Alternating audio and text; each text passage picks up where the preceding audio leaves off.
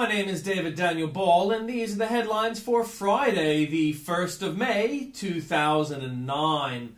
5 dead after Dutch Queen's Day attack. Obama aide infected with swine flu. Macquarie Bank halves annual profit. Stockpile supplies for 2 weeks, says government. Actually, I think the government will be in longer than 2 weeks. New South Wales facing $2 billion budget black hole. Federal government probes nursing home mice plague. Is this a sign of the election promise of cooperation between federal and state governments? Thank you, Rudd. Power bills to soar to fund upgrade. Businesses urged to close door to bikies. Target introducing plastic bag ban. And in comments from Andrew Bolt, Rudd sacks the people he promised to employ. First, Kevin Do-Something Rudd hands out $23 billion of cash and 2 handouts to create jobs. Then, having actually lost jobs or run out of money, he sacks people. We're in great hands.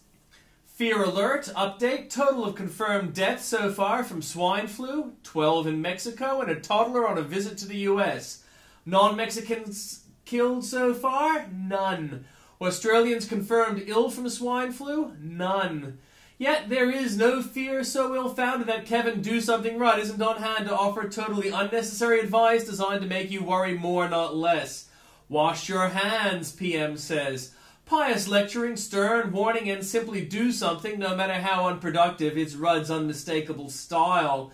Other ministers noisily taking up the theme and flaming what they claim to be calming. The Minister for Health, Nicola Roxon, announced last night the Governor-General, Quentin Bryce, had consented to new powers allowing health officials to detain and disinfect people suspected of having the swine flu. And authorities have a Fortress Australia plan ready for a worst-case scenario that could see overseas planes and ships turned away. Schools and childcare centres shut, and sports events, church services and other large gatherings stopped. And now it's getting utterly ridiculous. From the front page of today's Age, Australians have been advised to stockpile food and water after the World Health Organization raised its swine flu alert to Phase 5 yesterday, indicating an imminent pandemic. The federal government's pandemic plan, a 132-page manual issued to medics, media and the public, insists that once the world reaches Phase 5, Australians should stock their pantries with food and bottled water to last 14 days. Check on elderly neighbours and put emergency numbers by the phone.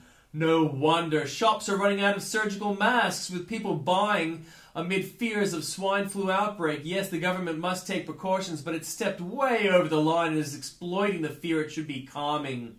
Scared, sick, God save us, we're all going to die all over again, and from yet another foreign virus. We could have 1 billion people dying worldwide, warns the US National Center for Disaster Preparedness. Oops, I misread my notes. That claim is actually from the Great Bird Flu Scare of 2005, which in the end killed just 257 people. Apocalypse bug, cries CNN. Killer virus, howls a Newsweek cover. Oops, again, these headlines are actually from the Great Ebola Scare of 1995, which actually killed just 800 people, all in Africa.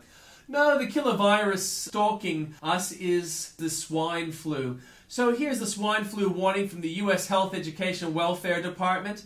The projections are that the virus will kill 1 million Americans. Damn, wrong again. Polls X Brown. Times have changed for the worse or better when the head of a former communist nation must tell British Prime Minister Gordon Brown to curb government spending. On a visit to Poland, Brown had to listen to its Prime Minister pointedly criticize countries that tried to spend their way out of recession. Howard Unplugged Part 3. John Howard discusses India and China on the NRO. China is an overwhelmingly authoritarian country. True, but how would Rudd put it? Howard endorses in large part Rudd's recent decision to spend more on defense despite the recession. Does Revlon sell it? What has made Michelle Obama more beautiful than she was last year when she didn't make the grade? U.S. First Lady Michelle Obama scored a rare accolade for a political spouse by being named on Celebrity Magazine's People's Annual List of the world's 100 most beautiful people today. Obama praises in Rudd what he deplored in Howard. Obama thinks 450 soldiers from Kevin Rudd is a substantial offer. US President Barack Obama has called Prime Minister Kevin Rudd to express his thanks for the extra Australian troops being sent to Afghanistan. Mr. Obama says he personally thanked Mr. Rudd for what he is describing as a substantial troop contribution. Obama thought 20,000 soldiers from John Howard would be barely enough. I would also note that we have close to 140,000 troops in Iraq, and my understanding is Mr. Howard has deployed 1,400. So if he is to fight the good fight in Iraq, I would suggest that he calls up another 20,000 Australians and sends them to Iraq. Dems fail to impress in first 100 days. This is from Hannity. This is a rush transcript from Hannity, April the 29th, 2009. This copy may not be in its final form and may be updated. Sean Hannity host. President Obama promised to change the way Washington works. It has been 100 days and many of us are still waiting for him to clean up the nation's capital. The National Review's Jim Garrity points out that an astonishing number of Democratic Party's old fixtures are embroiled in scandals that the president has done very little to clean up. Tonight we give you the grand tour. There is heaps more there for you, and I'll leave it there for you at the link. And finishing off with what Hannity said, you know the funny thing about all the change that you promised, Mr. President? It looks an awful lot like just more of the same. Critique of Obama's press conference by Bill O'Reilly. The president opened with remarks about the flu, the economy, and hard work his administration is doing.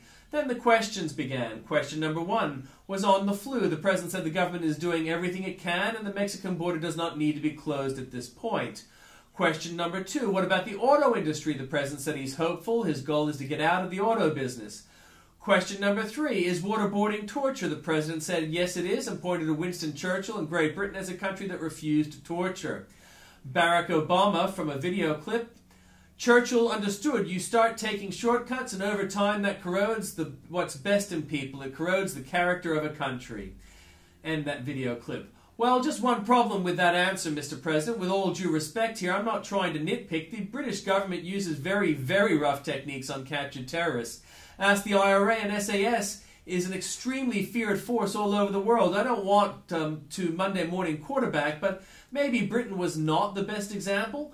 Question number 4, did waterboarding save American lives? The president would not say directly, even though he has read the memos Dick Cheney called for, but the president called rough interrogation, as you heard, a quick shortcut that he will not take.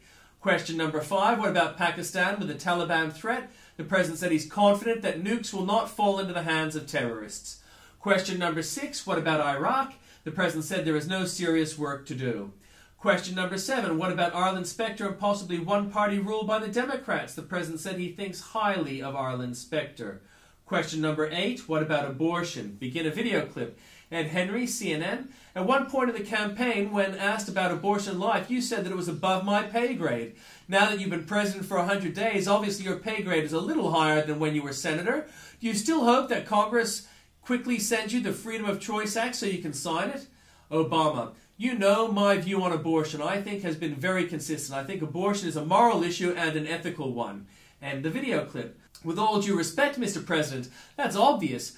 The question is, will you push for the Freedom of Choice Act? The president did not directly answer the question. More for you there at the link.